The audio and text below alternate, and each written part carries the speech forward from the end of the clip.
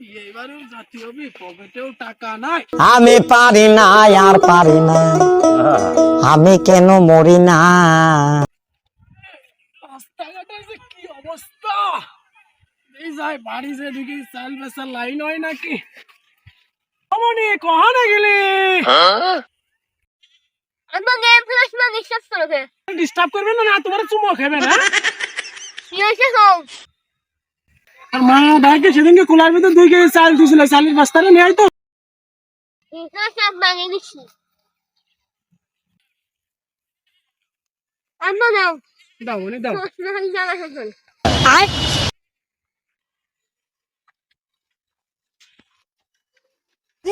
ও চাচা কোনে দাও?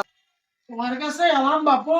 এই অসময় চাচা তুমি আমার কাছে আইলে কোনো দরকার আছে নাকি? হ্যাঁ বাপু, কয়টা চাল বিক্রি করার দরকার ছিল তো। চাচা কটটুক চাল বেচবা?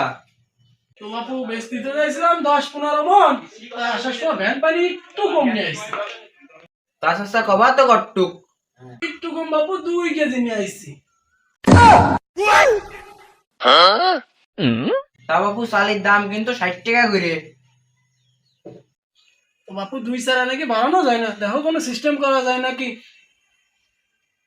চাচা এর থেকে বেশি বাড়াবার হইতেছি না, সরকারি রেট।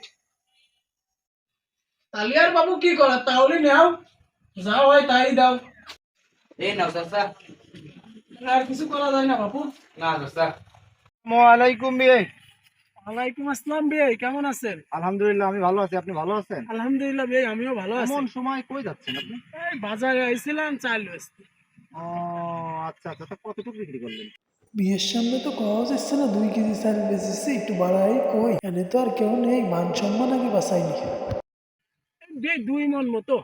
ও আচ্ছা। চাচা খাজনাটা দেন। খাজনা কত হইছে বাপু? আপনি কয় মন? 2 মন। আচ্ছা চাচা, আপনি 350 টাকা হয়েছে।